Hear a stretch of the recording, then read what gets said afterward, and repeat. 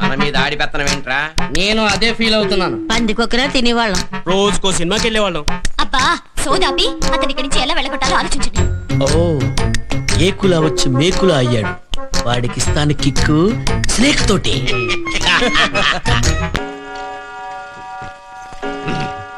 ఏంటండి mid night masala వచ్చే time అయిపోయింది, ఇంకెంతసేపు వెయిట్ చేయాలి? నాకు నా పవన్కి వెయిటింగ్ అంటే పడదాం.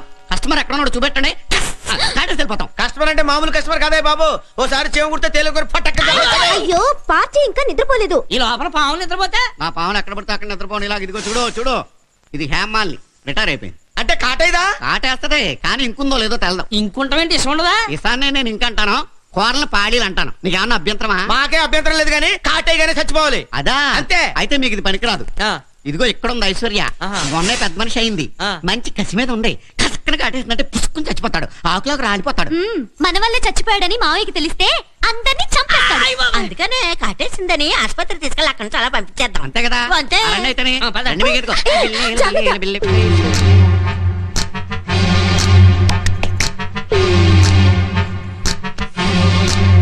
అమ్మో పైకి లేస్తుంది. మగాడు కానీ పాము కానీ ఎంత పైకి లేస్తే అంత పవర్ఫుల్. పైకి లేస్తుంది. ఎక్కని ఎక్కని ఇన్నాళ్ళు మన మీద ఎక్కడిగాడు.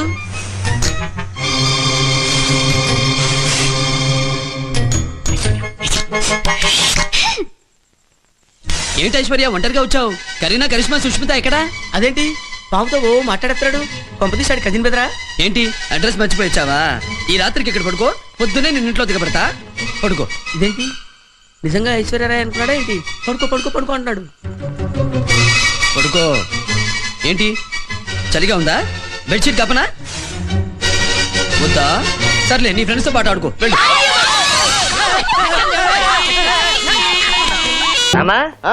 ఈ బెండకాయ వేపుడు కాస్త. హై స్వీటీ, ఓసారి ఎలా వస్తారా? షూర్ తప్పకుండా. ఇవాళ మీ ఆవిడేమిటి ఇంత తొందరగా వచ్చింది? కరెక్టే. ఇవాళ మీ పెళ్లి రోజు కదా? అవును, పెళ్లి రోజు కదా. ఏమిటా ఓరు చూపులు? ఓరచూపులు కాదు, ఎడం కన్నా అద్దం పగిలితేను, తలకా కట్టేంటి? తలనొప్పిగా ఉంటేను. ఇవాళ జనవరి 16. అయితే ఏంటట? మన పెళ్లి రోజు. తెలుసు, కానీ ఏం లాభం? తలకా కట్టుకట్టుకుని ఎన్నో ఊహించుకుని ఎర్లీగా వచ్చాను. నేను తెచ్చి నీ కొత్త బట్టలు కట్టుకుని ఎలాసైన్ వేసుకొని పడుకోండి. మీరెప్పుడు వెళ్తే కృతజ్ఞతలు ఉప్పొంగి కోర్టులో ఫెయిల్ అయ్యాను, కుంటి సాకులు చెప్పి ఇంట్లో ఫెయిల్ అయ్యాను.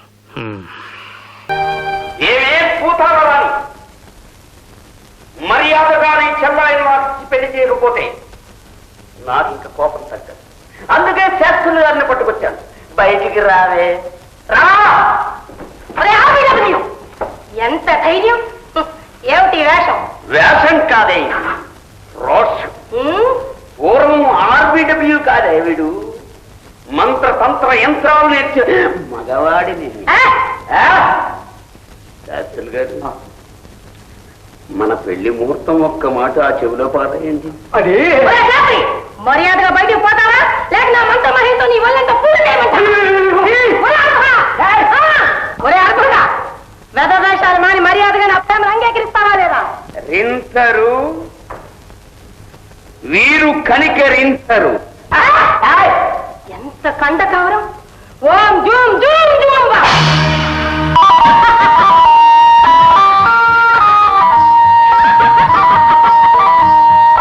ఇంకో మంత్రం నేను వేసానా, ఇది నిన్ను కాటు వేస్తుంది. కాటు వేస్తుందా?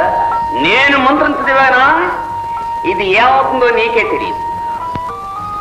ఓం శ్రీం హ్రీం గజం గజం పోం. నేను నీ మీద ఇంకో మంత్రం వేశాను. జచ్చనక జచ్చనక జచ్చనక జం జం. ఓ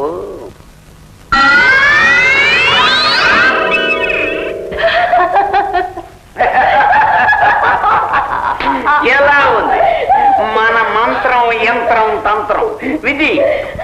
ఇది పట్టు. హరి ఓం హరి. ఏ మర్యాదగా ఈ ఊరు నుంచి వెళ్తావా వెళ్ళవా, లేకపోతే నీ ఊరి నిండా వాపలి. నువ్వు ఈ ఊర్లో ఉన్నావా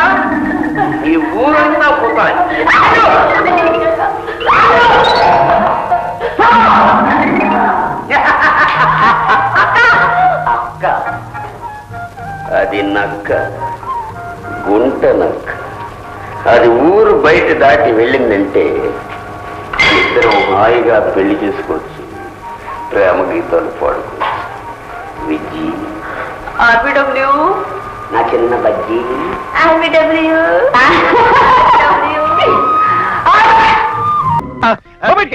ఏంటండి అలా చేస్తారండి?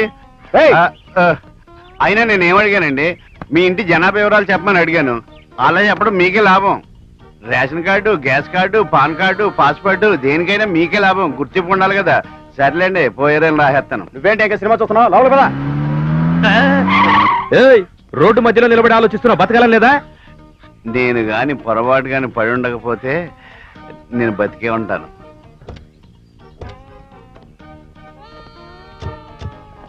అరే చందు, నువ్వా? ఒరే, నువ్వు మా అభిరామం అయి ఉంటావు కదా. ఏడ్చావు. ఇన్నేళ్లైనా నీ మేనరిజం మారలేదురా. నేను మారితే కదా అది మారడానికి. ఈవిడెవరు? ఏంటి రోడ్లు పట్టుకు తిరుగుతున్నావు?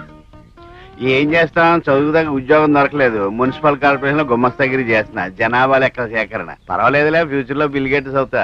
సర్లే పద, ఇంటికెళ్ళి భోంచేస్తూ మాట్లాడుకుందాం. అవునరా, ఇంటి భోజనం చేసి చాలా కాలమైంది. సిస్టర్స్ ఏది వంట రుచి చూడాల్సిందే. ఆవిడ ఎందుకు వండుతుంది? నీ ఇళ్ళకి వంట రాదా? ఏం సిస్టర్? ఎవరికి ఇల్లాలు? నీకే. పప్పులో కాలేసావు. ఆవిడ నా సబార్డినేట్. నాకింకా పెళ్లి కాలేదురా. ఇప్పుడు చేసుకో. అవసరమా? అదేంట్రా, ఇళ్ళాలు లేని ఇంటికి వెలుగు ఉండదు, ఆడదేని మగాడు కళ ఉండదు. ఆడదంటే నాకు అసహ్యం. I hate women. ఇంకెప్పుడు వాళ్ళ గురించి నా ముందు మాట్లాడుకో. సర్లే గాని ముందు రారా. పదమ్మా.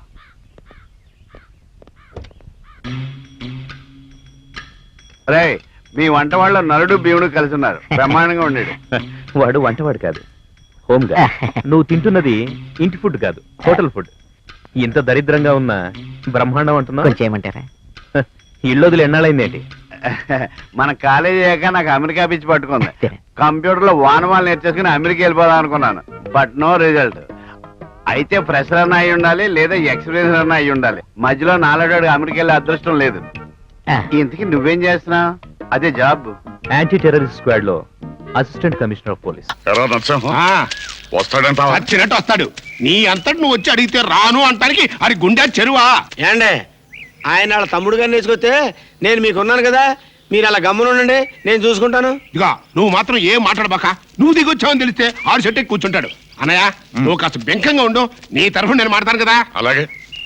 రే, ఎంతైనా నాన్న తనంతట తనే వస్తున్నాడు. నువ్వు పావలాకి రూపాయి యాక్షన్ చేసి మొత్తం చెడగొట్టు మాక.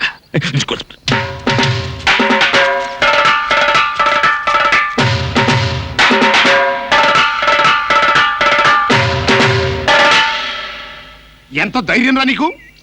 ఈ ఊళ్ళో నా మాట గదురు లేదు, నన్ను చూసి భయపడినోడు లేడు. అలాంటి నేను నా అంతలుగా నీ దగ్గరికి వస్తే పెద్ద పొగరబోతులాగా తలదిప్పుకుంటావా?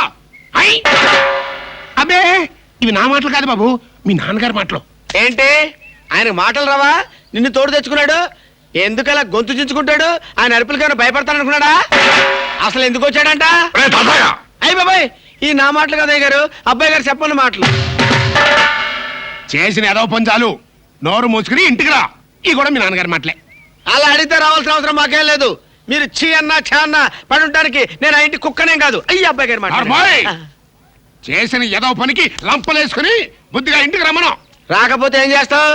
నా ఆస్తిలో చిల్లి గవ్వ కూడా ఇవ్వను. బోడేస్తే ఎవరికి కావాలి? ఒరేయ్, ఈ మొక్క గట్టిగా గుర్తుంచుకో.